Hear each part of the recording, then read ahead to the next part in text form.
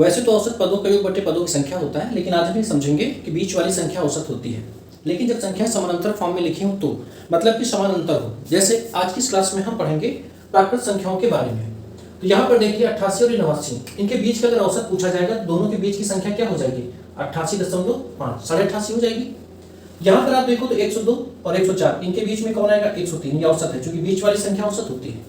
यहाँ पर 94 और 95 के बीच में जो संख्या आएगी वो 94.5 हो जाएगी। आप समझ पा रहे हैं? अब यहाँ से कहा गया कि 5 संख्याओं का औसत 89 है, तो बड़ी संख्या क्या होगी? तो संख्या लगातार है ना, 89, 92 और 91, तो बड़ी संख्या 91 हो जाएगी। छोटी पूछेगा तो 88 और 87। आगे चलो, यहाँ पर 6 संख्याएं दी रखी हैं और इनका औसत कितना है? 94.5, ऊपर वाले की तरह है। अब संख्या 6 है तो ये हो जाएगा कितना? 95, 96 और 97। बड़ी संख्या 97 हो जाएगी, यहाँ 94, 93 और 92, यानी छोटी संख्या 92 हो जाएगी। बस, और इसमें क्या है? सबसे बड़ी दूसरी संख्या पूछे तो 96, सबसे छोटी दूसरी पूछे तो 94, 93, तो यहाँ पर 93 हो जाएगा, है ना। यहाँ पर देखिए 7 संख्याएं दी गई, तो 7 संख्याओं का औसत 98 है, तो बड़ी संख्या पूछे तो कोई दिक्कत नहीं, 99, 100, 101 बड़ी संख्या हो गई। छोटी पूछे तो 97, 96 और 95। क्लियर। अब 3 संख्या यहाँ पर देखो पॉइंट में दी गई हैं, तो जो प्राकृत संख्या होती है उनमें एक एक अंतर होता है। तो 39 दिया गया, अगला हो जाएगा 40.5, 40.5, और पिछला क्या होगा? 38.5।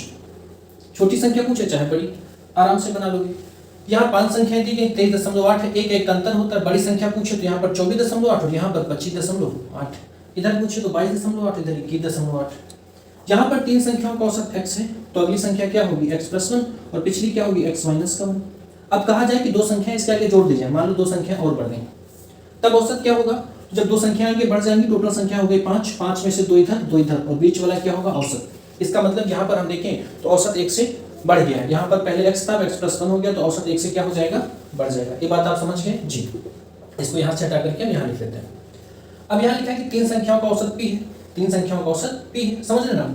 तो बच्चा अब कह रहा है कि पीछे अगर 2 संख्या बढ़ाई जाए पीछे, तो पहले तो यहाँ देखो p + 1 हो जाएगा, p - 1 हो जाएगा, p - 2 हो जाएगा, p - क्या होगा? 3।